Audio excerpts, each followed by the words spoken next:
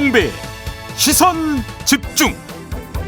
여러분 안녕하십니까, 김종배입니다. 자, 설 연휴 첫날인데요. 이맘때면 온 가족이 모여서 명절 음식도 나눠 먹고 세뱃돈도 주고받을 생각에 기분이 좀 들뜨게 마련인데요. 올해에는 이 코로나 때문에 모일 수가 없는 상황입니다. 아마 마음 허전하고 속상하신 분들 많으실 것 같은데, 그래도 우리 가족 건강을 지키기 위해서는 어쩔 수 없다 이렇게 생각을 하시고 조촐하더라도 행복하게 설 연휴 보내시기 바라겠습니다. 자, 시선집중은 오늘과 내일 특집 방송을 마련했는데요. 요즘 사람들 모이면 가장 많이 하는 이야기거리가 주식 그리고 부동산이라고 하죠. 자, 이틀간 주식과 부동산에 대해서 재미있는 이야기 나눠보겠습니다. 자, 오늘 첫 시간으로 광고 후에 주식 이야기부터 시작하겠습니다.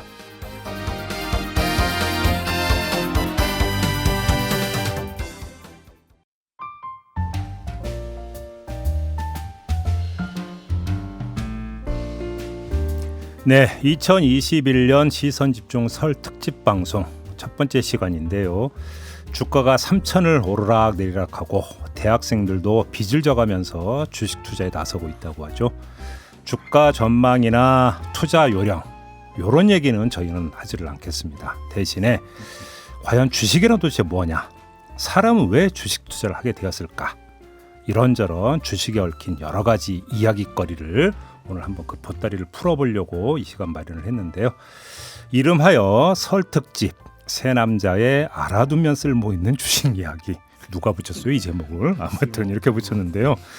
자, 저와 같이 이야기 나눌 두 분을 소개해드리겠습니다. 자, 먼저 아주 낯익은 분이죠. 매주 화요일에 신박한 시사사전 진행해 주시는 분입니다.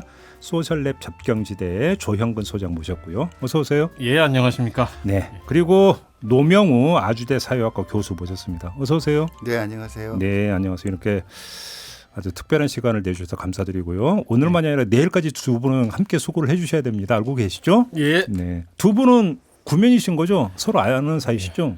저희가 작년에 그 뭐 주간지에서 또 함께 대담을. 아, 저 봤어요. 네네. 뭐 독립서점을 운영하는 두 분 해가지고 서로 마주보고 어색하게 사진 찍은 것도 제가 봤어요. 그거 맞죠? 굉장히 다정해 보이지 않았나요? 어색하던데 제가 볼 예, 때는. 예. 진짜 우리 노명호 교수님 지금 서점 운영하시잖아요. 네. 뉴스 많이 탔던데 그 서점 유명한 서점이던데요?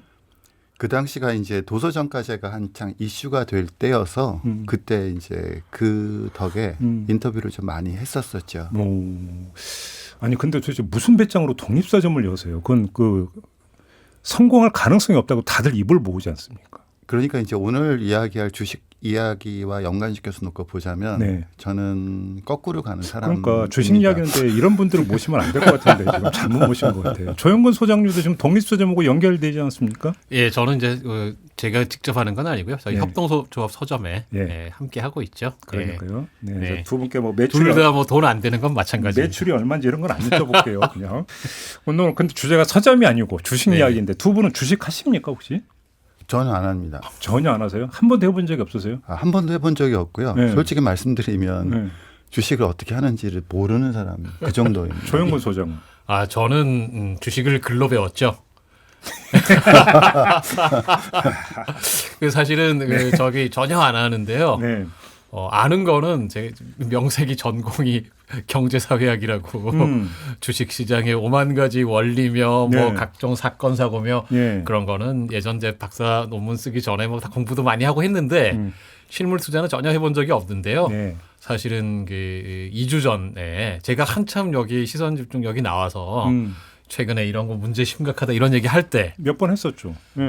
몇 번이나 제가 했잖아요. 음. 근데 제 처가 시작했더라고요. 부인께서 예. 네. 그래서 제가 오늘 그 2주가 됐는데요. 네. 오늘 2주째였는데 오늘 아침에 지금 2주 성적표 얘기했습니까? 그래가지고 아니 그래서 그동안 뭐 소위 그 투자 성적이 어떤지 뭘 하고 있는 건지 이런 걸 제가 물어봤는데요. 초보자가 가장 안심하고 할 수 있다라고 하는 ETF라는 걸 했대요. 그건 또 뭐예요? 그게 저도 주식을 안 뭐냐면 해요. 기억하시겠지만 저기 뭐 최근에 그 인버스, 곱버스 뭐 이런 거 있잖아요. 네, 그 그런 공부했죠. 것은 이제 거꾸로 가는 거잖아요. 주가 지수하고 음. 주가 지수하고 똑같이 가는 겁니다. 그러니까 아, 예, 그렇게 그래서 가는 이제 거라고? 그러니까 그거는 특정 종목에 투자하는 게 아니라 종목에 투자하는 게 아니고요. 예. 예, 그래서 그야말로 이제 주식에 대해서 나는 아무것도 모릅니다. 이런 사람들한테 그러면 묵혀두고 10년 있으면은 올라 있을 거예요. 라고 하는 거라고 하면서 예. 본인이 그렇게 말을 알고서 시작을 했는데 문제는 최근에 잠을 잘 못 잔다고. 그것 때문에 수익 예, 이럴 아무래도 때문에. 아니 그거- 그 투자분들 그러니까 계속 그걸 쳐다보게 된다고 하더라고요. 그게 이분이 이제 이분이라고 이상하게 이제 저하고 같이 사는 이 양반이 예. 아니 그 서학개미 한다고 미국 쪽에도 조금 했대요. 미국 쪽 것도 우리가 잠잘 때 거기는 장이 그렇죠, 열리잖아요. 시간이, 네. 그러니까 지난밤에도 잠을 못 잤대요. 새벽 3시 반에 그거 깨가지고 보시느라고요. 문득 뭐 이렇게 깼다가 그거를 보고 난 다음에 떨어졌다가 올랐다가 아니, 제가 볼 이걸 때는 보다가 주식을 걱정할 게 아니라 부부 관계를 걱정해야 될 것 같은데 그러면. 그 제가 오늘 사실은 너무 충격을 먹었던 게 뭐냐면 그런 얘기를 한참 하다가 예. 제가 너무 놀랬던 게 코스피하고 코스닥의 차이를 모르더라고요. 부인께서 네, 그렇습니다. 아 근데 무슨 주식 투자를 그 정도로 한다 아무리 그래도 진짜. 근데 선생님 두 차이 아시지만 주식 투자를 안 하시니까 그거 아시는 거 별로 쓸모없는 근데 거 아닌가요?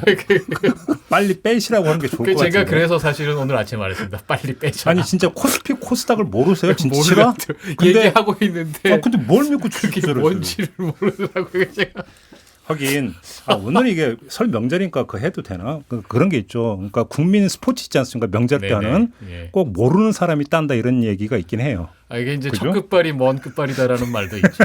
예, 못 모르고 처음 달려선 사람들이 뭔가 좀 위험한 것 같다는 느낌이 그냥 제가 근거 이제 없는 느낌이 확 오는데. 어서 빨리 빼자. 이러다가 저하고 우리 집 고양이하고 길바닥에 나앉겠다. 네. 네. 그럼 지금부터 이제 주식 이야기를 본격적으로 시작을 해야 되는데 이 강의는 한번 부인께 좀 해줘 보세요. 어떤 반응이 오는지. 이제 주식 이야기를 좀 이제 본격적으로 해야 되는데 주식이라고 하는 것은 주식 회사가 생겨서 생긴 게 주식 맞습니까? 그렇죠. 그렇게 봐야 되는 건가요? 예, 그렇죠. 네. 그럼 언제 시작이 된 거예요, 주식이라고 하는 게? 아마 연도로는 제가 딱 이거 적어왔어야 되는데 아마 1602년일 거예요. 동인도 회사라는 거 들어봤죠?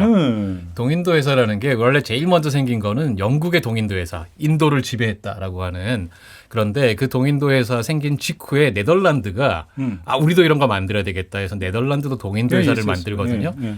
그 네덜란드 동인도 회사가 최초의 주식 회사입니다. 그래요? 예, 그 이제 네덜란드가 사실은 당시에 이제 영국처럼 저런 걸 만들어 가지고 해외 개척도 하고 교육도 하고 하는데 뭐 큰 걸 하나 만들어야 되겠다. 그래서 만들려고 하는데 돈을 모으는데 이게 그 정부 돈만으로는 안 되잖아요. 너무 크니까 규모가. 그래서 이걸 어떡하지 하다가 생각해낸 방법이 종이 조각에 지분을 표시를 해주면서 이걸 사람들한테 돈 받고 팔자. 돈 모으려고 이제 그렇게 네네. 시작을 한 거예요? 예, 그래서 처음으로 주식회사라는 게 생겼고, 그것 때문에 한 몇 년 뒤에 1607년, 8년, 9년 제가 연도는 지금 좀 정확하게 기억 안 나지만 네. 그때 암스테르담에 네덜란드 수도 암스테르담에 처음으로 주식 시장이 생깁니다. 개인들이 사고 팔게 팔라. 야, 근데 지금이야 일반화됐을 거지만 처음에 만들 때는 종이 쪼가리 하나 먹고 그런 거 돈을 냈다는 거잖아요. 그렇죠. 처음에 그 돈이 안 됐대요. 한 10년 동안은 네. 돈이 안 돼서 상당히 네. 이 투자한 사람들이 이게 뭐냐. 내 돈 돌리도 이렇게 되는 그러니까. 건가요? 그랬는데 간단히 말하면 대박 친 거죠. 네덜란드 동인도 회사가 상대적인 화폐 가치로 보면 지금까지 인류 역사상 가장 컸던 기업입니다.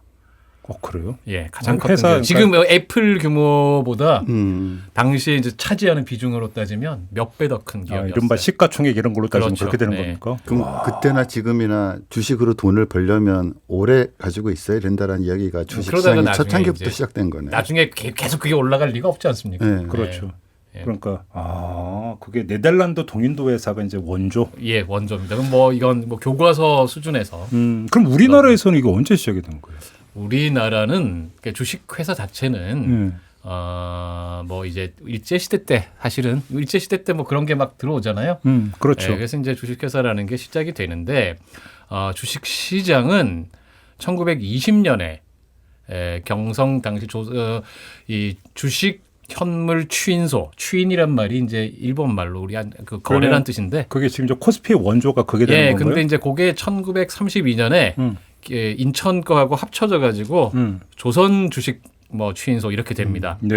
그게 이제 원조인데 원조는 원조지만 예, 저희 역사하면 이게 이제 일제 시대기도 하고 그 기업이 대부분 일본 기업이잖아요. 그렇죠, 예, 그렇죠. 대부분 일본 기업입니다. 그래서 지금 우리나라 기업들하고 역사가 좀 잘 안 이어지죠. 예. 그래서 이제 그 사실은 우리나라 주식 역사 이야기를 하게 되면 해방 이후에 또 그다음 어지럽고 전쟁 나고 그래가지고는 주식시장이라는 게 없다가 1956년일 거예요 아마. 예, 제1공화국 때 그때 처음 정식으로 이제 한국증권거래소라는 예. 걸 만들어서 하는데 사실 당시의 경제 규모가 그렇고 그래서 그다지 주식 투자라는 게 사람들에게 별로 그렇게 알려진 스포츠는 아니었죠. 네. 근데 일제 시대 때는 제가 어디선가 얼핏 봤는데 미두장이라는 게 있었어요 일제 때. 역시 미드죠. 그죠? 역시 미드죠. 그러니까 이게 어떻게 된 얘기예요? 이거 스토리가 뭐예요 이게? 그 일제 시대 때 저희가 우리 노영 선생님 그 이럴 때 갑자기 옛날 고등학교 기억하시면서 고등학교 일제 시대 때 우리나라가 일본에 뭘 많이 제일 수출을 많이 했습니까? 가장 많이 뺏긴 게 네, 그죠. 쌀. 네. 근데 이제 뺏긴 건 맞는데 그래도 공식적으로는 수출이란 형식으로 우리가 수출을 안 할 자유는 없는데 아무튼 예, 수출이란 형식으로 가잖아요. 그러니까 이제 일본하고 우리나라 사이에서 쌀 거래가 엄청 많았잖아요. 그래서 뭐 조선 때 군산항이다 뭐 이런. 그렇죠. 저 바로 군산항입니다. 네. 그래서 이제 그 최만식이라는 분 소설 탕류 굉장히 유명하잖아요. 이 조선 쌀이 일본으로 가니까 일본 입장에서는 그게 이제 오사카 쌀 선물 시장을 통해서 가거든요. 예, 그래서 이게 이제 쌀 선물 시장이 있었던 거예요. 예, 당시 그게 이제 뭐 일본의 오사카 선물 시장은 역사가 굉장히 쌀 선물 시장은 역사가 한 200년 넘습니다. 오래됐구나. 예, 그 일본 안에서 그 쌀 유통의 중심을 지어서요. 그래서 이제 쉽게 말하면 선물이라는 게 미래에 이를테면 봄에 이번 가을에 쌀값이 얼마일 것쯤 될 거야라고 생각하면서 그때 그 가격으로 계약을 체결할 수 있는 권리 이런 거잖아요. 그렇죠. 선물이라는 그렇죠. 게. 그게 이제 그 오사카에서는 맨날 이제 그러니까 조선산 쌀의 선물 가격이 매일 등락하는 거예요. 그거를 우리나라에 있는 우리나라에 한때 미두 추인소가 많을 때는 19개까지 12개 제가 지금 막 헷갈리는데 공부한 게 주식이 옛날 아니라 쌀 갖고 그렇게 한 거구나. 네네. 그 미두는 쌀하고 콩. 쌀 콩도 있었습니다. 그래서 미두죠. 미두. 그러긴 한데 실제로는 콩은 거의 이렇게 별로 비중이 없었고 대부분 쌀이었는데요. 예. 그게 이제 지금의 주식 못지않게 이 등락이 변동성이 심하고 거기서 또 떼부자된 이야기들, 망한 이야기들, 최만식 탕류는 한번 우리 청취자분들 중에 혹시 안 읽어보신 분들 있으시면 한번 읽어보세요. 일단 재밌고 그 문장력이 끝내주는데 특히 망한 사람들을 묘사할 때 정말 막 가슴이 미어지게. 네.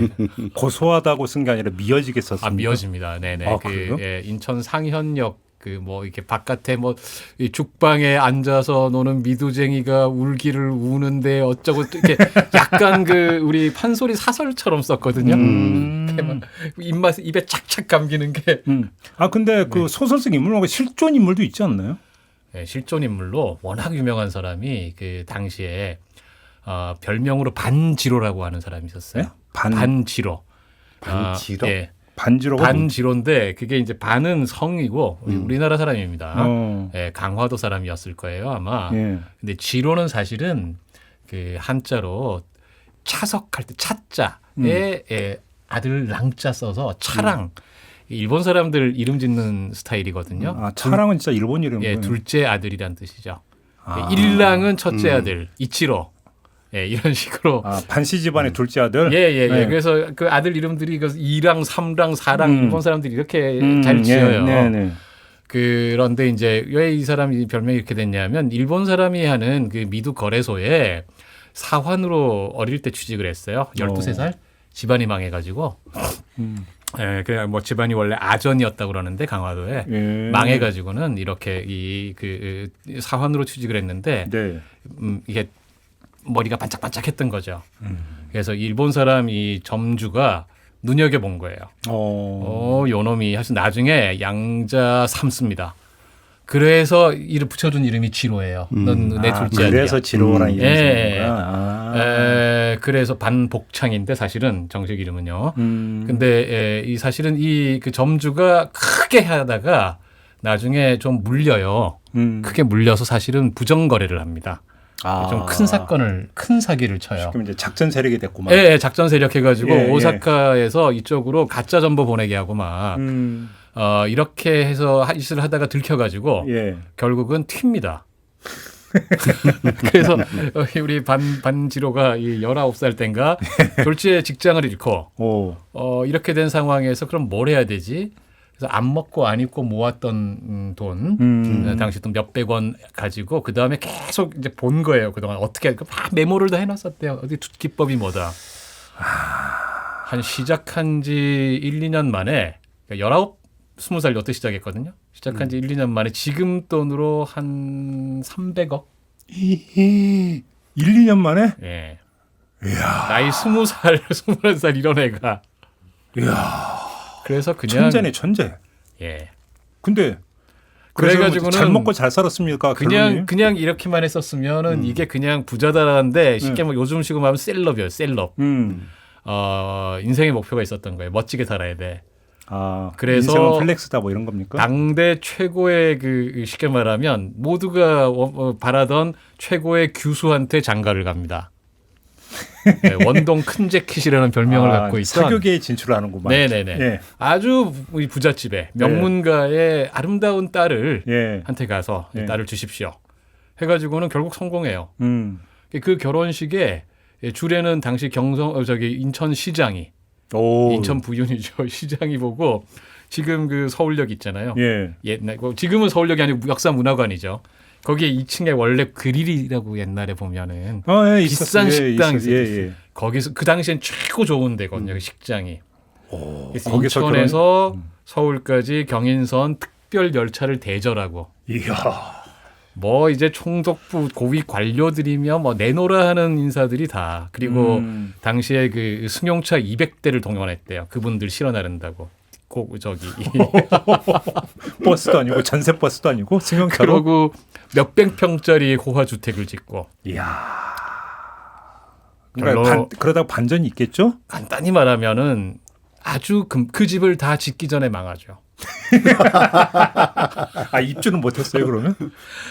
그래서 입주도 못하고 예. 그 집을 짓기 전에 망하고 부인이 어떻게든 그 남편이 그렇게 망하고 그다음에 사람이 망가지죠. 예. 그런 와중에도 애셋을 어떻게든 일단 잘 키우면서 똑바른 여자라는 걸 내가 보여주겠다. 오, 결혼은 네. 잘했나 보다. 그 정말 그게 보면 이게 일종이 뭐죠, 전천. 네. 근데 아무튼 그러다가 네. 결국은 아마도 이혼했던 걸로 제가 기억을 하고요. 결국은 아마 그랬을 거예요. 제가 지금 기억이 정확히 이 부분은 기억이 정확하지 않은데 그리고 이제 이분 그 반복창이라는 분은 아마 39인가 중풍 걸려요. 30살 곧 넘어서 바로 중풍이 걸려가지고. 이게 그 다음에는 이분이 이제 완전 전락을 했잖아요. 쉽게 울화 같은 게 있었나 보구나. 그렇죠. 망하고 난 다음에 아주 젊어서 30살쯤에 아마 왔을 거예요. 그런 다음에는 지팡이 짚고 맨날 그 미두거래소에 왔대요. 벌벌 떨면서 와가지고는 쌀값이 오른다, 쌀값이 내린다 이런 말을 혼잣말하면서 그렇게 살다가 뭐 39인가 뭐 옛날 드라마 스토리 듣는 거 같아요. 그렇습니다. 우리 요거는 이제 주식 시장이 얽힌 이야기가 아니라 미두 시장이 얽힌 이야기. 그렇습니다. 근데 뭐 생리는 비슷한 것 같네요. 알겠습니다. 자, 오늘 그 설 특집으로 꾸며드리고 있는데요. 자, 잠시 전하는 말씀 듣고 주식 이야기 이어가도록 하겠습니다. 지금 여러분께서는 김종배의 시선집중 설 특집 방송 새남자의 알아두면 쓸모있는 주식 이야기와 함께하고 계십니다. 네, 두 분과 함께하고 있는데요. 소셜랩 접경지대 조형근 소장 그리고 아주대 사회학과의 노명우 교수 두 분과 함께 지금 주식 이야기 나누고 있는데요. 조금 전에 일부에서 미두 시장 벼락 같은 스타로 떠올랐다가 쫄딱 망했다고 표현해도 되는 거죠. 네, 그런 분 스토리를 좀 들어봤는데 참 재밌네요. 역시 역사 얘기는 정말 재미난 것 같아요. 근데 주식시장 이야기가 나오면 꼭 우리가 나오는 이야기가 투기냐 투자이냐 이 이야기를 꼭 하잖아요. 근데 저는 궁금한 게 투자와 투기의 차이가 어떻게 되는 겁니까? 학문적으로는? 참 투기와 투자 사이의 관계를 정리하기가 쉽지 않은 것 같아요. 뭐 역사적 사례 놓고 보자라고 하면 한때는 투자의 귀재라고 칭송을 받고 막 스포트라이트를 받았던 사람이 네. 어느 날 갑자기 희대의 사기꾼이 되는 그런 그래서 적도 있죠. 처벌받는 경우도 굉장히 많기 때문에 네. 사실 투기와 투자를 정확하게 구별하는 게 과연 쉬울까 하는 생각이 들기도 하고 약간 투기는 사후적으로 결정되는 것도 있지 않나 싶어요. 결과를 보고 판단해야 네, 된다. 결과를 가지고 결국은 결과론이다. 성공하면 투자, 실패하면 투기. 그렇게 되는 건가요? 근데 그러니까 늘 돈을 쉽게 잘 버는 사람들은 네. 어떤 법률적인 허점인가 네. 어떤 법률상으로 금지되지 않았던 것에서 돈을 벌 수 있는 방법들을 찾아내고 그걸 이용을 해서 그러게요. 돈을 버는 사람들이 때론 투자의 귀재라는 표현들을 그렇죠. 듣게 되는 거잖아요. 네. 근데 맞아요. 그게 이제 만약에 법률적으로도 몰랐던 부분인데 법률적으로 따져보니 이런 건 문제다. 이건 금지를 해야 되겠다라고 그렇죠. 하게 되면 그렇죠. 투자의 규제가 활약했던 그 터가 없어지기도 하는 거고 그렇죠. 합법적 활동으로 그러니까 불법 활동이 아니었던 것이 불법적 활동으로 규정되기도 하고 그런 차이가 아닌가 싶어요. 그렇죠. 근데 우리가 이제 일반적으로 투기하면 그냥 뭐 그 밑도 끝도 없이 그냥 막무가내로 지르는 경우, 그죠? 투자는 뭔가 그래도 근거를 갖고 뭔가 하는 행위, 뭐 이런 식으로 하는데 이것도 미화일 수가 있다 이런 이야기가 되는 거겠죠. 어찌 본다면, 그죠? 그러게요. 하는 사람들 입장에서. 근데 하는 사람 입장에서 사실 막무가내로 막 지르는 사람이 누가 있겠습니까? 따지고 보면.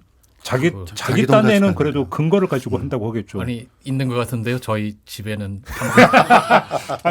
아니 집에 들어가서 무사실 수 있을 것 같습니까? 지금 자꾸 그런 말씀하시면. 투기하고 투자 사이의 관계에 관해서 네. 저는 이제 이런 얘기 들을 때마다 옛날에 그 라파르크가 했던 말이 많이 생각이 나요. 예. 라파르크가 그러니까 마르크스의 사위죠. 그렇죠. 게으를 수 있는 권리라는 책을 썼는데 네. 그 오. 책에서 이제 했던 내용이 좀 되게 시사하는 바가 많아요. 예. 그 책의 이제 내용을 간단히 설명드리자면 예. 그런 겁니다. 보통 이제 임금 생활자들이 돈을 내서 월급을 받아서 그거로 부를 축적하죠. 근데 이제 돈을 그렇게 벌어서 부를 축적하는데 걸리는 시간이 굉장히 오래 걸리잖아요. 그럼요. 그러니까 한 달에 10만 원씩 저금한다 치면 100만 원을 모으기 위해서 집도 한 채 1년이 못 사죠. 걸리고 평생 모아도 네. 집을 못 산다는 게 지금. 근데 이렇게 이제 부를 축적한다라는 걸 시간 관념을 가지고 보자라고 하면 시간을 단축시킬 수 있는 방법이 두 가지가 있는데 네. 보통 사람들은 그러니까 내가 한 달에 10만 원씩 저금해서 1년에 겨우 100만 원 모으면 1000만 원 모으기 위해서 10년 걸리고 이런 식으로 계산하다가 보면 이게 너무 시간이 오래 걸린다. 어떻게 하면 시간을 단축할 수 있는 방법이 뭐가 없을까. 근데 그 시간을 단축해 가면서 부를 획득할 수 있는 방법이 두 가지가 있는데 빨리 가르쳐 주세요. 하나가 네. 이제 라파르크에 따르면 그 당시 카지노, 그러니까 도박이죠. 예. 네네. 그 또 하나가 주식. 근데 하나는 불법이고, 네. 그러니까 불법이고 도덕적으로도 문제 있다고 지탄받고. 판단하고, 그런데 하나는 불법도 아니고 도덕적으로 문제 있다고 판단 맡기는커녕 오히려 영리하거나 뛰어나거나 자본주의에 그렇죠. 잘 적응했다는 칭송을 듣는. 어. 그 도대체 이게 무슨 말이냐? 차이가 뭐냐. 이제 이게 라파르크가 게으를 수 있는 권리라는 책에서 했던 이야기예요. 그 두 가지를 합친 표현이 있죠. 카지노 자본주의라고요. 네. 그래요. 자본주의 속성에 카지노적 속성이 있는 거 아니냐. 이런 말을. 근데 이제 하기도 우리가 여기서 하죠. 이제 혹시 이제 주식 투자하는 분들은 기분이 나쁠 수도 있어요. 아유, 그죠? 당연히 그럴 수 우리가 있죠, 당연히. 투기하고 있다는 얘기냐 이렇게 되면 그런 예. 게 아니고 예. 그잖아요. 뭐냐면 순식간에 뭔가 부를 창출할 수 있다라는 어떤 기대를 가지고 그냥 막 지르는 경우는 경계해야 된다. 이런 차원의 이야기를 좀 이해를 가장 해주시면 우리가 저기 일반적인 기준으로 구별을 한다면 그럼요. 내가 하면 투자, 남이 하면 투기죠. 저도 생각이 조금 바뀌고 있습니다. 그냥 투기는 아닌 것 같아요. 그러면 이제 부인은 남입니까 남입니까? 아니, 제가 지금 막 생각이 막 왔다 갔다 흔들리고 있습니다. 그동안은 이거 투기 아니냐 이랬는데 꼭 그런 것만은 아니다라는 생각이. 알겠습니다. 근데 역사를 보면 경제가 이제 그 대형 어떤 뭐냐면 사건이 나면서 무너질 때 항상 보면 주식 시장이 붕괴가 되면서 무너지는 이런 패턴이 좀 나타나지 않았습니까? 그게 이제 20세기 이후에 적어도 예. 저희는 주식 아니면 부동산 둘 중에 하나죠. 그렇죠. 터지는 것. 그러니까요. 글로벌 금융위기 같은 경우도 부동산 2008년. 그때는 부동산이 투자. 그렇죠. 네. 그러니까 주식이 붕괴되면서 이게 뭐 대공황 이렇게 갔던 경우가 있다고 봐야 되나요? 어떻게 봐야 되나요? 그건 1929년에서 세계 대공황이라고 대공황은 전형적인 주식 위기였죠. 그 외에도 주식 위기 많습니다. 뭐 네. 1986년 뭐도 있었고 또 저희가 20세기 말 21세기 넘어올 때 미국에서 닷컴 버블 빠질 때도 그렇고 주식으로 터지는 경우가 너무 많죠. 어떻게 보면. 그 대공황이 있었다라는 건 뭐 예. 저도 알고 있고 아마 들으시는 분들 대부분 다 알고 계실 교과서에 텐데 나오니까. 근데 어떻게 왜 그게 주식 시장하고 연결되어 그러니까. 있는지는 잘 몰라서 그걸 좀 설명을 좀 해주시면 좋겠어요. 그 이제 뭐 결정적인 거는 아마 제 생각에는 우리 노명호 선생님이 독일에서 유학하셨잖아요. 독일 탓이에요. 독일 탓. 아니, 왜 제가 저를 독일이 보면서 독일이 그 말을 등장을 해요? 뜬금없이 제가 저와 그- 동일 시작.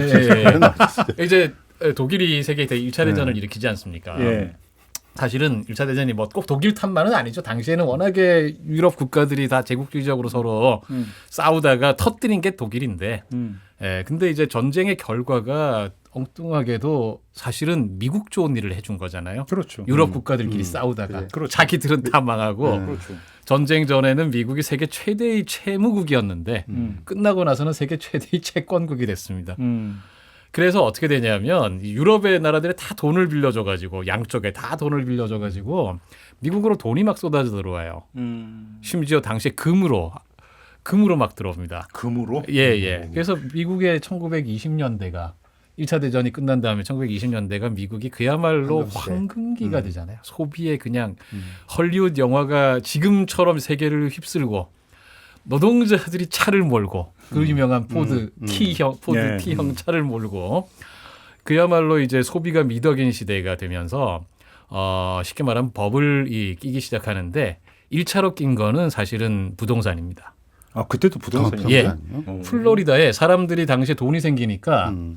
그리고 차가 생겼잖아요.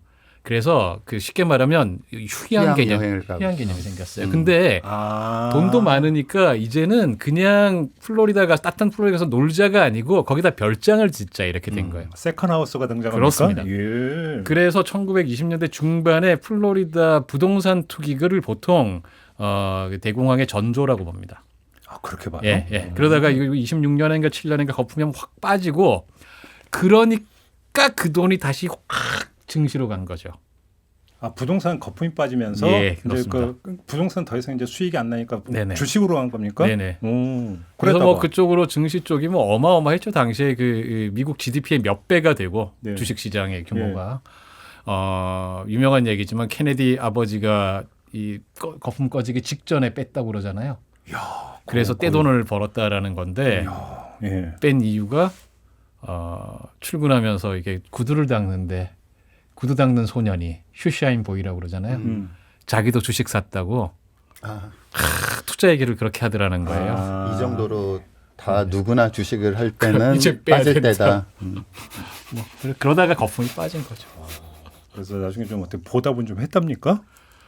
우리 그 소년한테? 슈샤인 보이 아, 그것도 정보 준 거잖아요. 그러면 그러게요. 네. 쫄딱 망한 건 아니고. 네네. 근데 지금 그러니까 1929년 얘기를 했는데 2008년으로 가면은 이게 결국은 부동산으로 시작했지만 지금 금융시장 전체로 가가지고 거기서 터진 거잖아요. 그렇죠. 2008년 같은 네네. 경우도. 예, 예. 우리가 이제 그 신박한 시사 사전에서 잠깐 그 얘기 했었잖아요. 네네. 파생 상품 이야기하고 그렇습니다. 네네. 결국은. 당시는 사실은 부동산에 이제 그 부동산이 거품이 꺼지면서 그 사태가 터진 건 맞는데 네. 그게 그렇게 거대한 일로 터지게 된 거는 부동산 지금 붐이 일어났을 때 사람들이 다 돈 빌려서 부동산 사잖아요. 그렇죠. 예. 당시 이제 우리가 들어서 다 아는 서브프라임 모기지 론이라고 하는 게 이 쉽게 말하면 담보 대출 능력이 안 되는 사람들, 신용도 네. 낮은 사람들한테 준 거잖아요. 당시에 보면은 90% 대출은 물론이거니와 100% 대출도 있었다고 합니다. 그러니까 주택 가격의 집값의 100%. 집값 100%까지. 왜냐하면 계속 오르니까. 그러니까. 계속 오르니까 음. 괜찮다 이거예요. 그러니까 사실 우리가 은행이나 이 금융기관 입장에서는 대출이 매출이잖아요. 그렇죠. 그렇죠. 그게 실적 아닙니까? 그렇죠. 경쟁이 붙어서 이때 남들은 다 그런 상품 만들어서 막 파는데 너넨 뭐해? 그러니까 막 만드는 거예요 서로 간에. 그런데 이제 저희 엊그저께 뭐 시사단에도 얘기했지만 이렇게 해서 대출 채권을 가지면 이거를 이 빌린 사람이 원금 이자 갚을 때까지 꼬박꼬박 만기 10년, 20년 기다릴 리가 없잖아요. 굴려야죠. 자산 유동화를 해야 된단 말이에요. 이 자산 유동화 방법이 이제 소위 말하는 그 뭐 ABS, 뭐 자산 담보 증권, 그다음에 이제 모기지 담보 증권 네.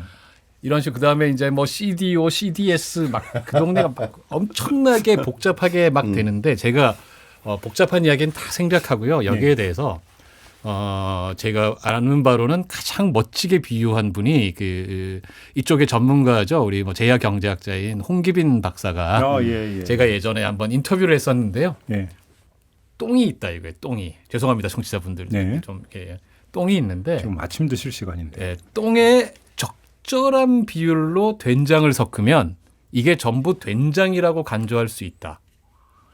라고 하는 정도의 금융 기법을 써가지고 네. 쉽게 말하면 부실 채권을 비싸게 팔아먹은 거예요.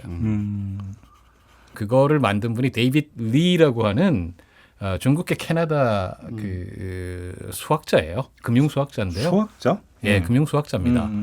아주 간단하게 말하면 부실한 채권들이 우량한 채권으로 수학적으로 이 채권의 부도 확률이 매우 낮다라는 것을 낮게 만들어낼 수 있는 기법을 만들어냈어요. 트렌치 기법이라고 그러는데요.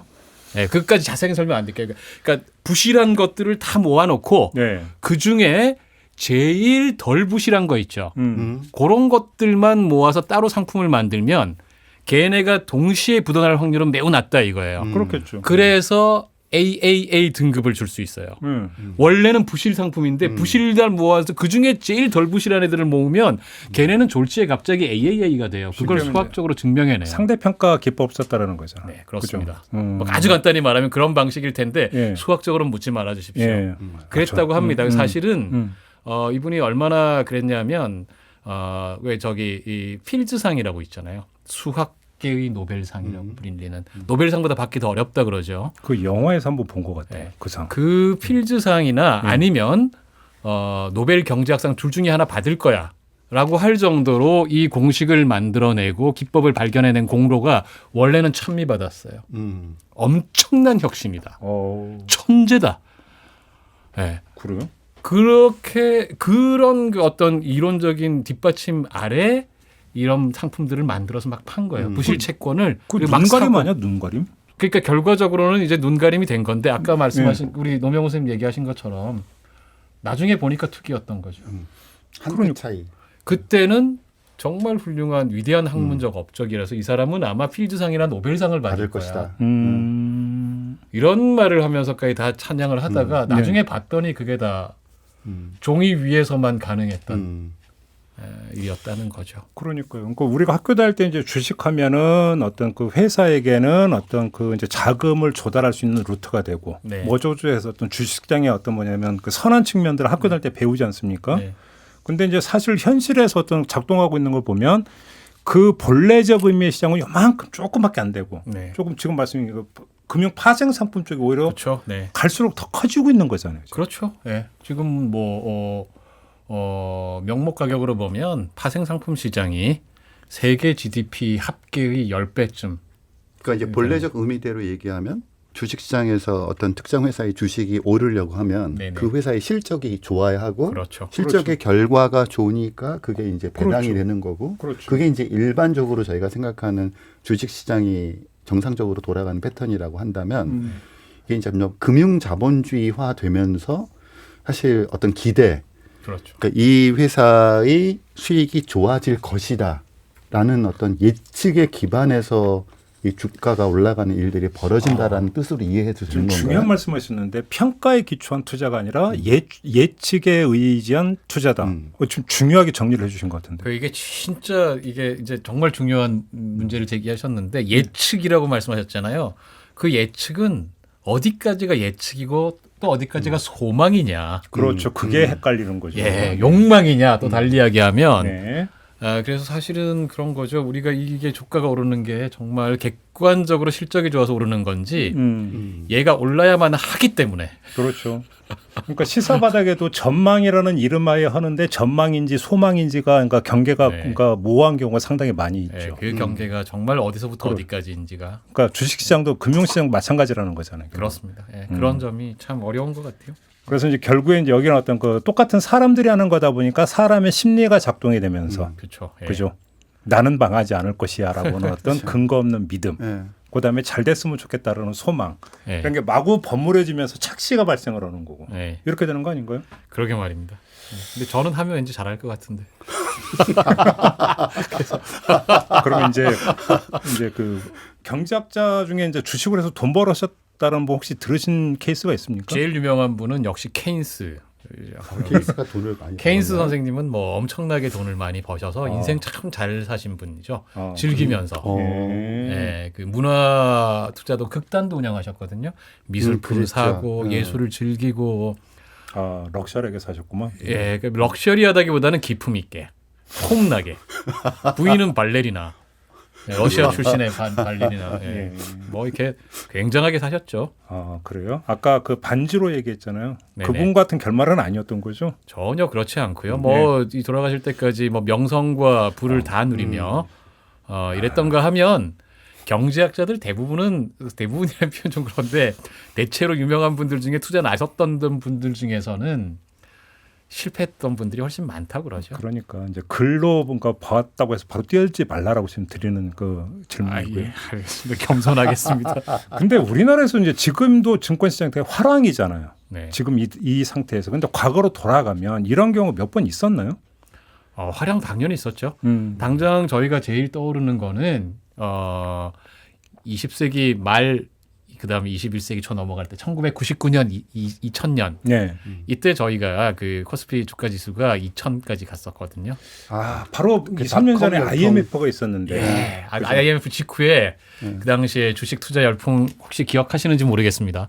그리고 그때 그 텔레비전 광고 중에서도 이렇게 아주머니들 모여서 얘기하다가 반상회하다가 누군가 하나가 코스닥 얘기하니까 그때 한 분이 코스닥이 뭐래요? 라고 한 질문했던 그런 내용이 광고로 나올 정도였으니까. 그러다가 이제 그 김대중 정부 이제 출범을 하고 네네. 그다음에 이제 IT 벤처 맞습니다. 창업붐 일고 예, 맞습니다. 막 이러면서 쫙 화랑으로 그때 말씀하시는 그렇죠. 거죠? 예, 맞습니다. 당시에 제가 지금도 기억하는 게 2000년 1월 1일에 제가 이 친구 선후배들하고 같이 등산을 했었어요. 네. 1월 1일에 네. 21세기 맞아서 사실 엄밀히는 2000년이 21세기 아니라는데 아무튼 2000년 맞이로 올라갔는데 그때 전부 한 이야기들이 주식 이야기였어요.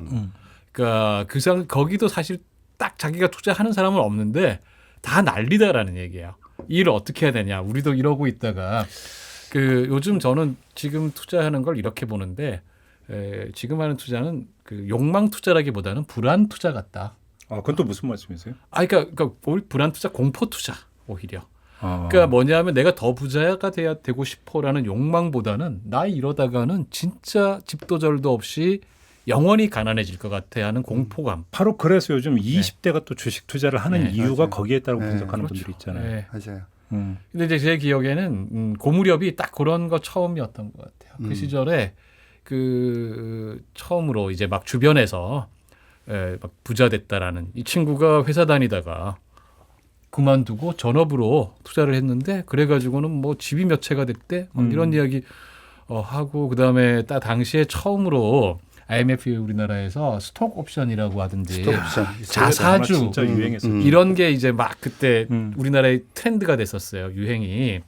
그래서 콕 집어서 어느 기업이라고 말하지 않겠는데 그런 걸로 아주 유명했던 통신주 기업, 대표 통신주, 이동 통신주 기업 거기서 그 투자했던 우리 뭐 친구 하나가 후배 한 친구가 뭐 당시 기준으로 15억인가 20억인가를 벌었대더라. 막 이런 얘기를 하는 거예요. 그러니까 근데 지금 그 얘기는 이게 다 이제 개미들 이야기잖아요. 그렇죠. 근데 우리나라 증권시장 개미라고 하는 게 등장한 게 언제쯤이라고 봐야 되는 거예요? 그 역사적으로는 대체로 80년대 말에 3조 호황 때 어. 그때 처음으로 대규모로 개미들이 아니까 일반인들이 투자를 시작했다. 이렇게 이야기를 하고 있고 개미란 말이 그때 생겼다고 그래요. 네. 예, 개미란 말이야 그 전에 있었지만 예. 예, 개인 투자자를 개미라고 부르는 예, 그래서 처음 생겼다가 그러다가 이제 또 뭐 좀 하다가 IMF로 그냥 확 여러 개미들이 이제 또 비참하게 전사하고 그렇죠. 그러니까 3조 호황에서 IMF까지 딱 10년이 걸렸으니까 예. 그 10년이라는 기간 동안에 사실 우리나라 대중문화도 그때가 최고로 막 최고 전성기를 구가던 분이 그때가 되는 거고. 근데 지금 개미라고 하는 비유적 표현에 대해서는 어떻게 평가하십니까? 노명호 교수님은 어떻게 보세요? 개미라는 표현에 대해서?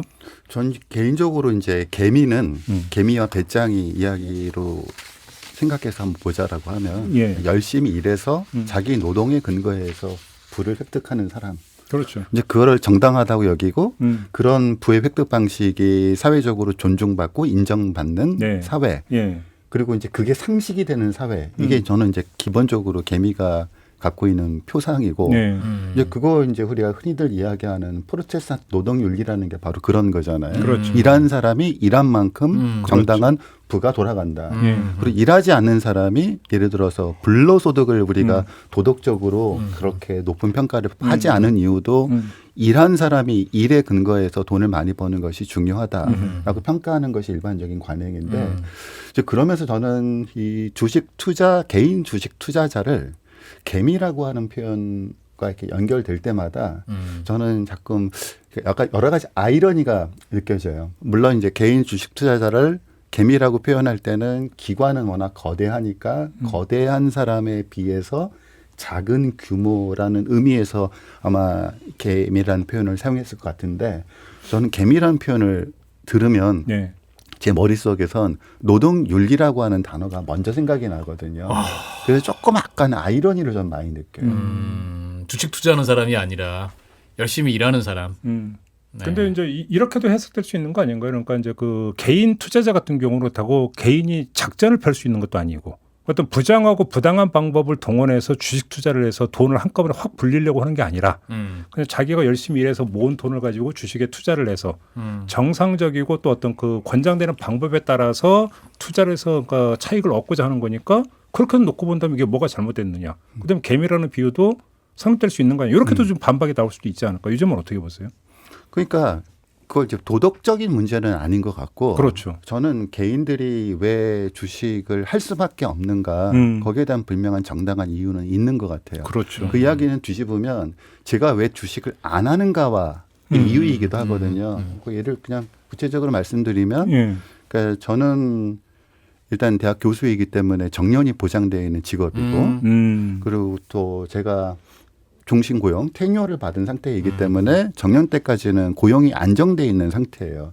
그리고 저는 연금도 있지 않으십니까? 네, 그 연금이 있고요. 사학연금을 받게 되고 그리고 저는 1인 가구이기 때문에 사교육비 문제라든가 교육비로 지출이 안 되기 때문에 저는 제가 노동을 해서 버는 돈만으로도 일정한 규모의 수준을 생활 수준을 유지하는데 아무런 문제가 없는 상황이에요.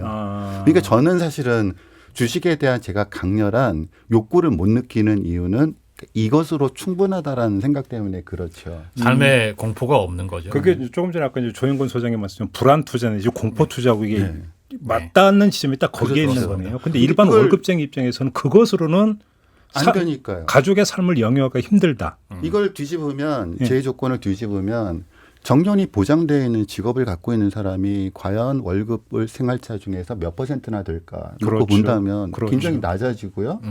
그리고 우리 부동산 그리고 아이들 교육비 기타 등등 하게 된다라고 하면 월급 가지고 그런 생활을 유지하기에는 너무나 버거운 삶을 다 살고 있기 그러니까요. 때문에 예. 그렇다고 하면 월급 이외의 소득이 필요한데 그 월급 이외의 소득을 올릴 수 있는 방법은 사실은 작은 돈을 가지고 월급 위에 소득을 올릴 수 있는 방법은 주식이 거의 유일한 경우인 거죠. 그렇죠. 바로 이제 정답을 말씀해 주셨네. 핵심적인 것까 네. 지금 딱 지점을 지금 노명호 교수님께서 딱 지적을 좀 해주신 것 같아요. 그럼 이제 저희가 이제 이 시점에서 한번 생각해 볼게. 그러면 예전에는 왜 주식시장이 그렇게 개미들이 투자를 안 했나 이렇게 생각을 해볼 수 있지 않나요? 그렇죠. 예. 근데 그 조금 전에 노명호 교수님의 진단에 그대로 따라가면 왜도 사실은 답이 다 나와 있는 그렇죠. 거 아닌가요? 예. 그 전에는 사실은 평생 고용이 보장이 됐고 정년도 보장이 됐고 그다음에 노동을 통해서 삶이 노동 그렇죠. 그다음에 뭐 뭔가 신도시 유지가 개발하고 된다. 재형저축이라는 거면 이제 금리 빵빵하게 주는 거 있으니까 그거를 통해서 부를 어느 정도로 또 확충할 수 있는 여지가 있고, 그러니까 바뀌었다는 거죠. 시대 그렇죠. 세상이 바뀐 삶의 거죠. 환경이 완전히 뒤바뀌어 버렸다. 네. 이렇게 봐야 되는 거겠죠. 알겠습니다. 주식 이야기 좀 오늘 풀어가고 있는데요. 자, 여기서 잠시 끊고 전하는 말씀 듣고 이어가도록 하겠습니다. 지금 여러분께서는 김종배의 시선집중 설 특집 방송 새 남자의 알아두면 쓸모있는 주식 이야기와 함께하고 계십니다.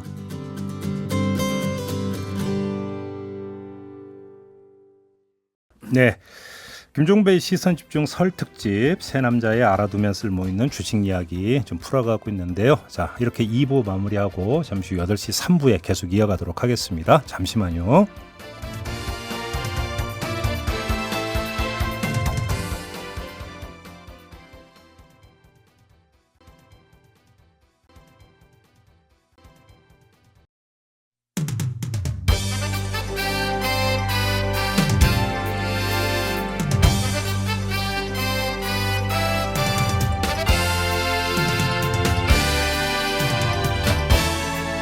김종배 시선 집중. 네, 김종배의 시선집중 3부의 문을 열겠습니다. 설 특집으로 꾸며드리고 있는데요. 이름하여 새 남자의 알아두면 쓸모있는 주식 이야기로 꾸며가고 있습니다. 노명우 아주대 사회학과 교수 그리고 소셜랩 접경지대의 조형근 소장 두 분과 함께 주식의 역사부터 여러 이러저러한 이야기들을 지금 오늘 다 풀어내고 있는데요. 계속 이어가도록 하겠습니다. 조금 전에 이제 개미의 등장까지 이야기를 했단 말이죠. 그렇죠.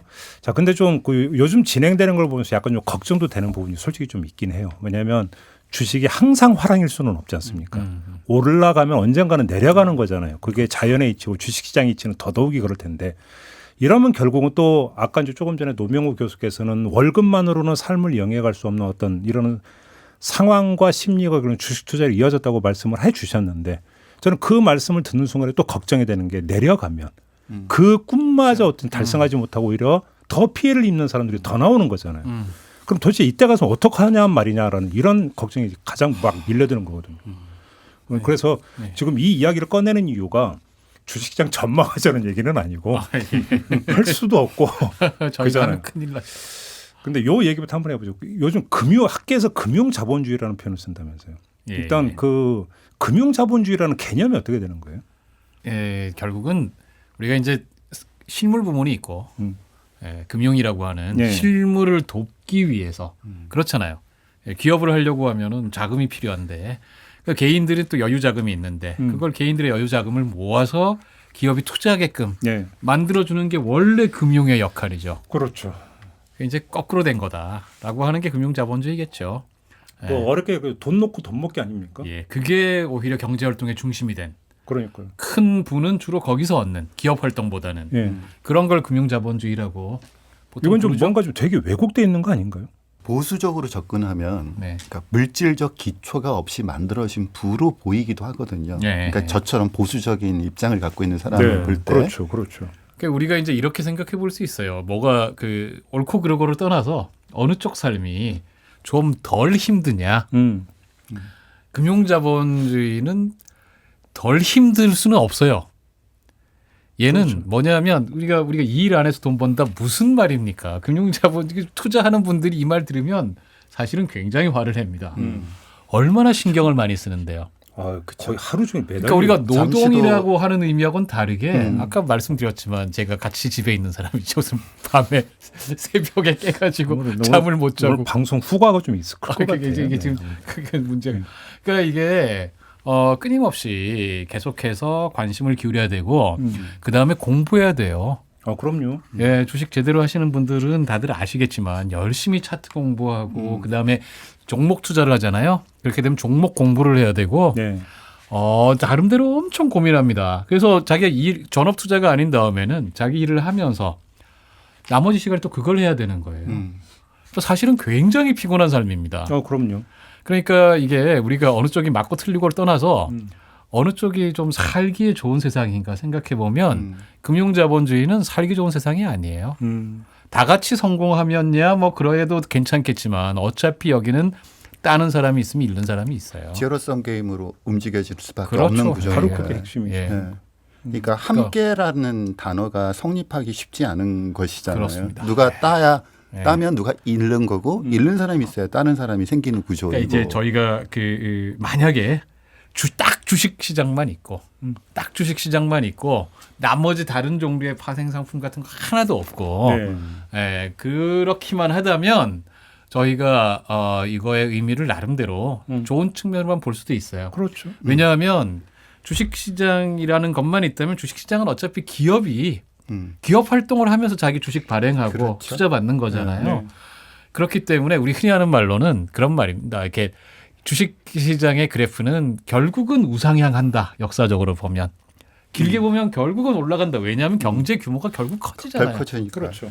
그런데 저기 이 해치 투자라고 하는 게 있잖아요.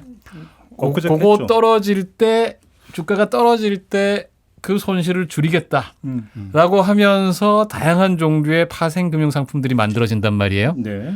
근데 어느 순간에는 이쪽 시장이 더 커집니다. 예, 그쪽이 더 크게 먹을 수 있거든요. 주식이라고 하는 거는 꾸준히 수십 년에 걸쳐서 천천히 오르는 거란 말이에요. 네. 길게 보면 오르락내. 내릴 때도 돈 먹어야지. 이때 크게 먹거든요. 결국은 주객이 전도되는 거예요. 그리고 이쪽은 해치 상품이라고 하는 게 그 특징이 바로 양쪽에 다 거는 상품이기 때문에 그렇지만 본질적으로 제로섬이에요. 네, 본질적으로 제로섬이에요. 근데 매우 피곤하고 이긴 사람은 크게 따지만 진 사람은 크게 잃게 돼 있는 거거든요. 고생해서 크게 잃는 거죠. 네.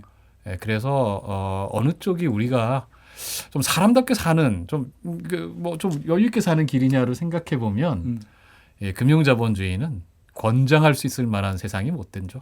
그렇죠. 또 다른 각도에서 보자면, 그러니까 어떤 삶이 좋은 삶인가라는 질문과 관련해서, 그러니까 잘 사는 삶도 굉장히 중요한 삶이지만 안정된 삶도 굉장히 중요한 거잖아요. 그럼요. 그럼 자기 삶에 있어서 리스크의 요소들을 얼마만큼 줄여갈 수 있을 것인가. 그러니까 리스크를 걸면 사실 리스크 때문에 짧은 시간 안에 막대한 부를 쥐어줄 수도 있지만 바로 그 리스크 때문에 선생님께서 말씀하신 많은 사례처럼 짧은 시간 안에 완전히 바닥으로 내려올 가능성도 동시에 있는 게 리스크잖아요. 그래서 이제 금융자본주의가 확대 강화될수록 어떤 개인들의 삶을 그러니까 리스크로 몰아가고 있는 경향도 동시에 커지는 게 그렇죠. 문제입니다. 그러니까 삶의 긴장감이 훨씬 높은 삶이죠. 근데 금융자본주의는 자제되거나 정돈될 기미가 전혀 안 보이고 있는 거잖아요. 일단은 이제 2008년 금융위기로 한번 크게 그냥 세계 자본주의가 훌쩍 날아갈 뻔했으니까 네. 이후에 규제 많이 해야 된다 이래가지고는 이제 굉장히 많이 목소리가 높았죠. 이런 식의 이 야만적인 금융자본주의는 안 된다라고 해서 여러 가지 정도의 규제 같은 시도들이 있었는데 결과적으로 말을 하자면 예. 거의 지금 원상복귀 수준으로 그렇죠. 지금 가고 언제 있는. 그런 일이 있었느냐는 듯이 네, 그렇죠. 그죠. 예. 그때 자본주의가 드디어 역사적인 수명을 다했네. 신자유주의가 종언을 구하네. 네. 별별 얘기 다 나왔던 기억이 나는데 예. 언제 그랬냐는 듯이. 그러니까 이제 이게 약간 너무 좀 공자님 말씀 같은 얘기긴 한데 네. 이게 결국은 실물 경제가 잘 돼야 되거든요. 그렇죠. 실물 경제가 잘 돼야지 이게 결국은 이 금융 쪽이 좀 축소가 되고 금융으로 쏠린 자본이 돈들이 실물 쪽에 투자가 되고 이러는데 문제가 이게 세계 자본주의가 그쪽으로 이렇게 성장률 보면 다 아시겠지만 딱히 지금 자본주의가 잘 못 굴러갑니다. 그 사회주의에 이긴 건 맞는데 자본주의가 사회주의가 없어지고 난 다음에 성장률이 계속 지지부진이에요. 아, 그런가요? 예, 그렇죠. 지금 기껏해야 1, 2%들 성장하고 있잖아요. 그 이전에 이를테면 우리가 이제 60, 70년대 최고 고도 성장기에는 보면 세계 자본주의가 연평균 한 5%씩 성장했거든요. 네. 우리나라가 맨날 우리 고도 성장 자랑하잖아요. 사실은 세계가 다 고도 성장이었습니다. 물론 한국이 그 중에서도 최고 수준인 건 맞는데 세계사적으로 그때는 고도 성장기였고 실물 경제가 계속 팽창을 했거든요. 그랬는데 이제 그게 지금 딱히 자본주의가 성장 동력을 잘 못 찾는 거죠. 그러다 보니까 돈은 있는데 이 돈을 어디다가 투자할 거냐? 결국은 금융 쪽으로 자꾸 가고 있는 겁니다. 자본주의가 좀 답을 찾아줘야 됩니다. 자본주의 오히려 응원을 좀 잘하라고. 금융자본이 실물 경제를 왜곡을 해서 오히려 사람들의 일자리를 더 뺏고 있는 경향도 있는 거 아닙니까? 그렇죠. 네, 그렇게 봐야죠. 오히려 거꾸로. 더 극단화되고 있고. 그러니까요. 네. 금융이라는 게 전형적으로 이렇게 우리 노동 절약적 산업이잖아요. 네. 사람 별로 필요하지 않습니다. 그러니까 여기서 안 되면 이제 짐 싸갖고 다른 데 가고. 고용을 창출하지 못하는 그렇죠. 성장도 바로 그거죠. 그렇습니다. 그러다 보니까 지금 이제 참 우리나라만이 아니고 세계적으로 서민들의 삶이 팍팍한 시대가 계속 이어지고 있죠. 아까 잠깐 이제 글로벌 금융위기 이야기했으니까 잠깐만 좀 새길로 빠져가지고 하나 꼭 여쭤볼 게 있는데 그때 그 벤 버냉키인가요? 아, 예, 예. 양적 완화라고 연준이자. 하는 것들이 이제 이때 본격적으로 나왔던 게 그거잖아요. 이건 어떻게 평가를 해야 되는 거예요? 그러니까 이제 꼭 필요한 조치였다. 그러나 그 부작용을 우리가 계속 겪고 있다. 현재도 세계 대공황이 있었잖아요. 1929년, 30년. 그때는 뭐 그때가 자본주의 역사상 제일 큰 위기였다 그러고 그렇죠. 두 번째로 큰 위기를 지난번 2008년이었다 그러거든요. 근데 우리가 막상 여기 들어오는 청취자분들도 그렇게 큰 위기였나? 하는 생각이 좀 오히려 드실 거예요? 우리 때는 IMF가 더 컸죠. 그렇죠. 훨씬 컸죠. 네. 그 이제 보면은 2008년 금융위기는 규모가 엄청 컸는데 잘 막았다는 겁니다. 이게 대공황하고 딱 비교를 하면 대공황 때는 미국 당시에 연준에서 금리를 올렸어요. 대공황 때. 그러니까 완전 삽질이죠. 1929년 얘기하는 거죠. 돈을 1929년에 빵 터졌는데 아마 30년인가 금리를 오히려 올려요. 그러니까 이건 완전 바보 같은 짓인데 당시에는 그게 맞는 줄 알았던 거예요. 이 양반들이. 재정 건전론자들 막 이런 사람들이라 그래가지고는 이렇게 올렸다가 훨씬 심각해진 겁니다. 네. 근데 반대로 이제 벤 버냉키라는 당시 연준 의장은 이분이 전공이 대공황 연구였어요. 그래서 대공황을 반면 교사 삼아. 그렇죠. 절대로 그러면 안 된다는 확신을 갖고 있었는데 금리가 이미 낮았기 때문에 그래서 양적 완화라고 사실상 돈을 찍어내는 방법으로 네. 아마 합치면은 총 한 5조 달러 정도쯤 풀었죠. 5조 네. 달러. 예, 역사적으로 정말 유례를 찾을 수 없는. 또 하나가 이제 대공황 때는 글로벌 리더십이 없었습니다. 영국은 이 어떻게든 세계 경제를 자기가 이끌어야 되겠다. 각자 도생하지 않게 해야 되겠다라는 의지는 있었는데 능력이 없었어요. 근데 미국은 능력은 되는데 고립주의. 그렇죠. 왜 우리가 유럽 일에 세계 일에 관여해? 우리끼리 잘 살래. 그래서 결과적으로 여러 나라들이 각자 도생하다가 결국은 전쟁까지 가잖아요. 그렇죠. 그렇죠. 이제 그것도 잘 알고 있었기 때문에 역사를 통해서 배웠기 때문에 이제 그 당시 오바마 대통령 막 들어서고 G20 다 모아가지고 날마다 너네만 저기 그 환율 낮추고 무역 전쟁 하면 나 다 혼난다 막 그러면서 여러 나라가 같이 국제 공조를 네. 했던 것이 위기를 극복하게 했는데 대신에 그렇게 퍼진 돈들이 지금 문제가 되는 게 그때 그러니까 풀었던 돈이 지금 전 세계 자산 시장에서 부동산이며 주식이며 뭐 파생 시장이며 다 아니 난리죠. 그러니까 이제 물론 이제 그래서 그러니까 우리가 내일 부동산 이야기도 잠깐 하겠지만 물론 부동산 정책을 할 건 아니긴 합니다만 아무튼 어떤 그 우리나라에서 어떤 부동산 가격의 인상도 사실은 멀게는 거기서부터 원인 분석하는 분들이 있더라고요. 기본적으로 따지고 올라가 보면 그럴 것 그러니까요. 같아요. 그죠. 이거 뭐 요즘은 그러니까 옛날에 이제 7, 80년대 복부인들만 설친 게 아니라 오히려 전 세계 돈이 들어와서 부동산 투자했던 부분도 엄청나게 영향을 미쳤다고. 자본시장이 개방돼 있으니까. 지금 우리나라 맨날 외국인들이 투자하잖아요. 그러니까. 예. 근데 금융시장도 지금 마찬가지인 거잖아요, 사실. 그러니까 선생님 말씀을 듣고 보니까 그렇다고 하면 현재 주식 열풍이라는 것이 큰 관점에서 놓고 보자면 2008년 금융 위기의 영향권 안에 있는 거라고 볼 수 있는 아직도. 거네요. 네. 여전히. 그때 빵 터지지 않은 대신에 네. 이런 그게 식으로 지금 길게 오래가는. 예. 그렇죠. 외상이 아니라 이제 내상을 입어서 골병 드는 거죠. 그렇습니다. 쉽게. 이제 그런 말까지 합니다. 그래서 이게 뉴 노멀이다. 이제 아. 계속 간다는 얘기잖아요, 그 얘기는. 그 이제 사실은 저희가 아까 조금 전에 뭐 실물 이야기를 했지만 대공황 1930년대 대공황을 극복한 근본적인 요인을 우리가 뉴딜 정책 꼽지 않습니까? 그렇죠. 뉴딜은 사실은 그 금융 처방을 한 거에 아니잖아요. 그렇죠. 뉴딜 흔히 저희가 이야기할 때 뭐 댐을 지었네, 도로를 닦았네 얘기를 하지만 그것만 했던 게 아니고 뉴딜의 아주 핵심적인 것 중에 하나가 노동조합의 권리를 강화한 거였죠. 미국에서 노동자들의 파업권을 강화하고 왜 그랬느냐 하면 결국은 노동자들이 힘이 세져야 기업들이 그러니까 임금 협상에서 협상력이 높아지고 구매력이 높아지고 그렇죠. 그래서 결국은 그 사람들이 소비를 하게 되고 노동을 통한 부의 축적. 그렇죠. 그래야 이게 가능하다라는 수요가 거여서 늘고. 뉴딜의 3대 요소 중에 하나를 노동자들의 권리 강화라고 보죠.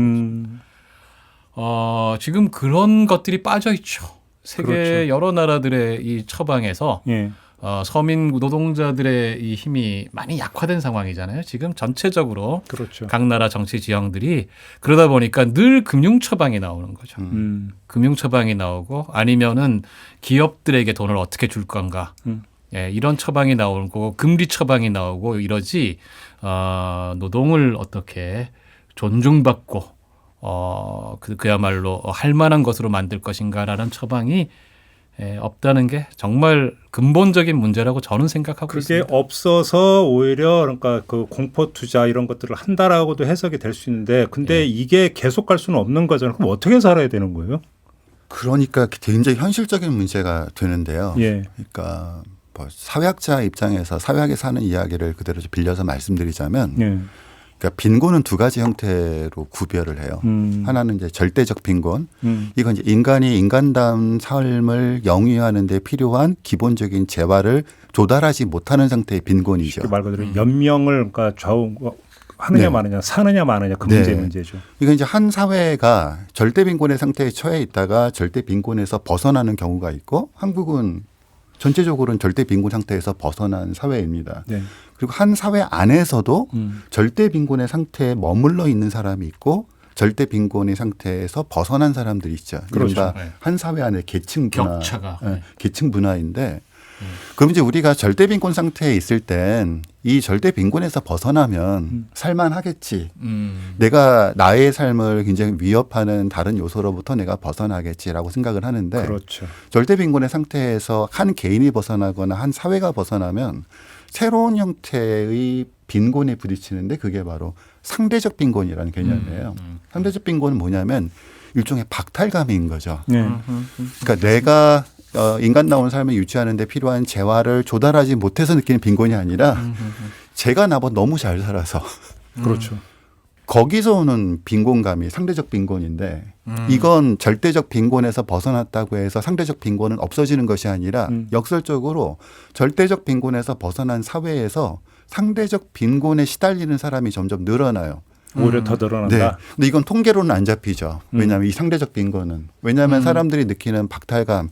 저 사람은 저렇게 돈을 많이 벌었는데 나는 뭐야. 그러니까 자기가 손에 쥐고 있는 돈을 생각하는 것이 아니라 다른 사람이 손에 쥐고 있는 돈을 생각하니까 항상 나는 그 사람보다 못하고 그럼 박탈감, 좌절감. 또 이런 게 점점 더 강화되는 이유가 미디어의 지형 변화하고도 굉장히 관련이 있거든요. 어떻게 해요? 그러니까 예전엔 부자들이 어떻게 사는지 우리가 어떻게 알아요? 드라마에서 있죠. 그 저기 이제 사모님 나오고 네네. 그죠? 그러니까 김수현 드라마에서 내 성북동입니다 하고 전화 받는 것 그 그때 지금 정도. 딱 그런 얘기 하려고 그랬어요. 그 전화기 정도로 모양이 항상 희한한 모양. 부자들은 그러고 사는구나 그 정도인데 점점 미디어를 통해서 부자들이 정말 얼마나 잘 사는지를 알게 되잖아요. 요즘 유행하는 게 또 집방이 유행하잖아요. 그렇죠. 근데 집을 소개하는. 네. 근데 그런 것도 근데 있고. 거기서 인테리어가 나오고 근데 이 방송도 경쟁이 붙으니까 더 갈수록 럭셔리한 집들이 등장하더라고요. 그러면서 거기서는 욕망이 자극이 되는 그렇죠. 거죠. 안 보기. 그리고 또 SNS를 통해서 그런 사람들이 부자들이 직접적으로 우리 대중이라고 부를 수 있는 사람과 자신의 부를 과시하거나 드러내는 SNS를 하는 부자들도 있잖아요. 그렇죠. 사진 올려가면서. 네, 자꾸 매일매일 보게 되니까 음. 결국 그런 현상들이 우리한테 가져다 주는 심리적 결과는 상대적 박탈감인 겁니다. 그렇죠. 내가 뭔가 그렇죠. 허망하고요. 그러면 더더욱 돈을 벌어야 되겠다는 생각을 더 강렬하게 하게 되고 그런데 월급 갖고는 내가 도대체 돈을 벌 수 없다라고 하면 결국 사람 마음은 다른 방법으로 내가 돈을 벌 수 있는 게 뭘까로 가게 되고 이렇게 되면 보이지 않는 무한 경쟁 그리고 잠시도 게을리할 수 없이 주가에 신경을 쓰거나 투자의 동향이라든가 이런 상황에 신경을 써야 되는 그 잠시도 휴식할 수 없는 삶으로 우리를 몰아가고 넣어가고 있는 지금 그 상황인 것 같아요. 그러니까 문제는 이 상대적 빈곤에서 파생되는 나의 이 느낌, 이걸 어떻게 다스릴 것인가. 어떻게 다스릴 수 있어요, 그거는? 어떻게 인간의 다스리죠? 원초적인 어떻게? 영역이잖아요. 그러니까 사실. 쉽지 않아요. 명상을 해야 되나요? 그러니까 저는 개인적으로 사용하는 저의 방법은 뭐냐면 저는 그래서 좀 그런 거 일부러 멀리하는 편입니다. 그러니까 텔레비전을 끊을 수는 없는 거고 예를 들어 텔레비전에서 정말 부자들의 삶, 뭐 백만장자들이 어떻게 사는가 그런 거를 보여주는 프로그램을 그냥 제 소극적인데 그냥 안 봐요. 안 보면 편해. 안 보면 저희 집이 이제 커 보이고 저희 집도 나름 좋은 집으로 보이거든요. 그 우리가 이제 보통 세대 간 격차, 세대 간 갈등 이야기라고 하는데 세대 내에서의 격차. 그렇죠. 그러니까 그러면서 그런 경험을 많이 하더라고요. 이제 과거 어떤 부동산 대란이 벌어졌을 때 같은 세대인데 이제 집을 샀던 친구가 있고 나는 월세 살고 있었는데 그 차이 하나가 엄청난 자산의 격차로 벌어지면서 도저히 극복할 수 없는 어떤 엄청난 강이 되어버리는. 여기서는 박탈감이 너무 크다 이런 얘기를 하더라고요. 지금 같은 맥락 이야기잖아요. 사실. 어떤 경제학자가 한 얘기인데요. 친구가 부자가 되는 걸 지켜보는 것만큼 사람의 판단력을 흐트러뜨리는 게 없다. 그러니까 예전에 이제 굳이 사촌에서 경제학자 친구로 아니요. 바뀌었군요. 그러니까 그죠? 사촌이 땅 사는 거에서. 예. 그 이제 서양 사람들 그렇게 표현한 거죠. 그런데 거기다가 뭐 친구에다가 사실은 다른 기업을 넣어도 마찬가지입니다. 그렇죠. 예, 기업들이 그런 방식으로 자기가 생산하고 제조하고 이런 걸로 뭐 이렇게 커지는 게 아니고 금융 투자를 통해서 기업이 커지는 걸 옆에서 보고 있으면 네. 이 기업들이 그쪽으로 따라가게 돼 있어요. 2008년 금융위기 때 미국의 사실 GM이 사실상 망했잖아요. 당시 세계 최대의 자동차 회사였던 GM이 사실상 망했는데 GM에 대해서 당시에 분석한 보고서들이 뭐냐면 차도 파는 금융회사라고 그랬어요. 아, 얼핏 본 것 같다. 예. 실제로 금융 부분이 그렇죠. 훨씬 컸습니다. 예. 우리 자동차 금융들 있잖아요. 포함해가지고 이렇게 금융을 하다 보니까 오히려 세계 최대의 자동차 회사였는데 자동차 부문보다 금융이 더 큰. 돈은 이쪽이 된다라고 생각하니까 회사들은 다 그쪽으로 가는 거예요. 남들은 저걸로 매출 올리고 있는데 넌 뭐해? 뭐하냐. 사장님 한마디 하면 어떻게 되겠습니까? 예. 그러니까 다들 날이 서 있는 거죠. 날이 서 있다가 보니까 누군가 성공하거나 잘 됐을 때 그걸 겉으로는 축하하는 척하고 겉으로는 대놓고 이야기하지 못하지만 네. 속마음으로는 그런 박탈감과 이 불안감이 결합이 되면서 그러니까 사회에 굉장히 만연해 있는 어떤 증오를 표현하는 말들이 정보량이 늘어나는 것도 사실은 저는 개인적으로 그런 것과 관련이 있지 않는가 싶어요. 남의 성공을 축하할 수 없는 거예요.